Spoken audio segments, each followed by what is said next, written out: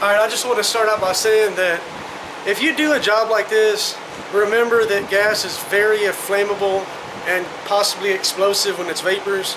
I don't know how strong the fumes have to be before they'll actually blow up, but I wouldn't want to test it. I would use no power tools. If you have friends that smoke or shop buddies, tell them, hey man, I'm taking loose some gas lines, you need to go. Like, don't even come close to me. Real quick, there's nothing worse than starting a job and not having what you need. So these are the tools that I use for the whole job. You have 1/2-inch bolts, so you need a 1/2-inch socket and a ratchet. And a short and medium extension would probably become helpful. You also probably need a 1/2-inch combination wrench because some of the bolts that go on the seat, you can't actually get to it with the ratchet. More than likely, you're going to have to take off your seat belts. And they're 13/16. You have a little bolt that held on one of the wire holder things, 3/8. Pliers, because most of the factory lines have these spring clips. But it would be smart to have both types of screwdrivers because maybe somebody replaced a line and it actually has the other kind of hose clamps. Mine did, and they were flatheads. I'd recommend having something to cut the hoses because it's a lot better than trying to rip them apart and then bending your lines. You could always go back later and carefully squeeze the line and crack them loose and wiggle them off. Alright, here's the inside of my 72 C10. Alright, so the bolts that take the seat out are right here and right there on the back of the seat.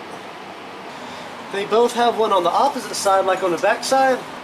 This truck was missing the inside bolts when I got it. I'll most likely figure out how to put all the bolts back in it, but I'm not going to worry about that right now. I'm just going to take these bolts out right now.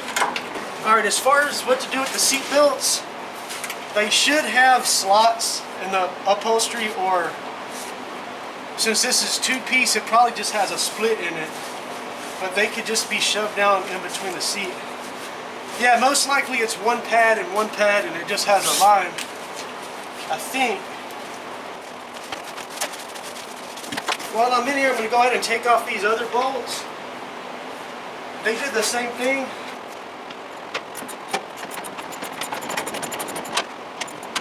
Alright, here goes the fun part and the part why I don't help anybody whenever they have car problems.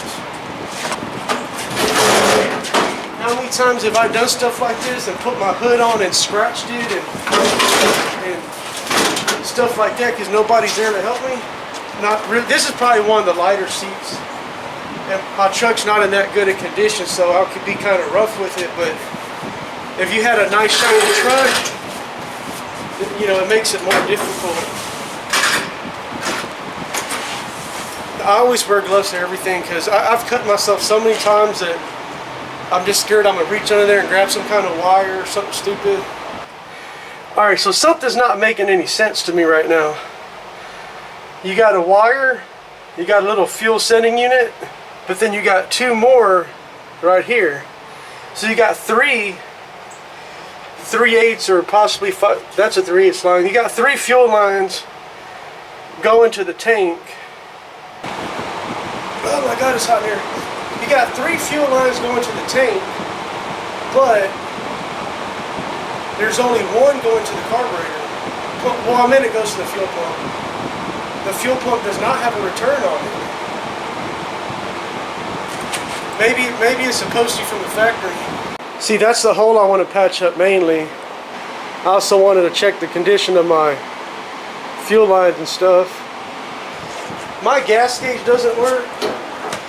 And if you got something like this that's a little bit dirty but you wipe it off, it's not going to do anything. The inside of the tank probably looks like that anyway. It even feels like it has mushy crust at the bottom. So that's going in at almost a 45. So at best that could be about 2.5 gallons of gas. 3 gallons. 7 or 8 pounds a gallon. But at the most that could be like 20 pounds of gas. It's not. But I'm going to go ahead and clean all the leaves out and do that kind of stuff. I forgot to hit record on one of the best parts. But check this out. It had a line going here and a line going there. I took them off. I looped this one around just so fumes from wherever that's going probably goes to nothing. Didn't really think about it. And then this one, plugged it. I cut this hose because it was too tight. It's stuck on there. Gas level sending unit, I think. It's usually clipped in, and that little clip. Alright, so we have 3 1/2-inch bolts across the top and 4 on the bottom. Then you got that one. It's probably a 3/8. Alright, so a short extension will help you a little bit. 1/2 inch. Got one down here.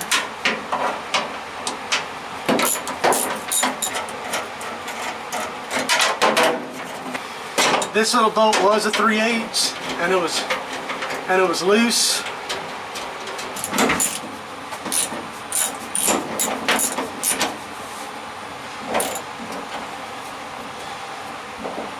Yep, now we're on the opposite side. Just got 2 more bolts.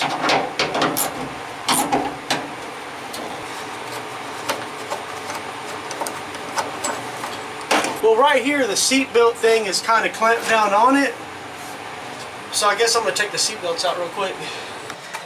It would be a good idea to tuck the sending unit wire, whatever it's called, gas gauge wire. It'd be a good idea to tuck it in the corner. I didn't even realize it when I was doing it, but I probably almost ripped it off when I was pulling the tank out. See, this is the part where 2 people would really help. That actually has enough room for somebody else to grab the other side and it'll come right out. But still, don't overthink it. Just take it out. Like it's not even touching it. Make sure it's not going to fall out. And get it up. See it? It ain't really even doing nothing to it. See what I'm saying? Now the tank is out.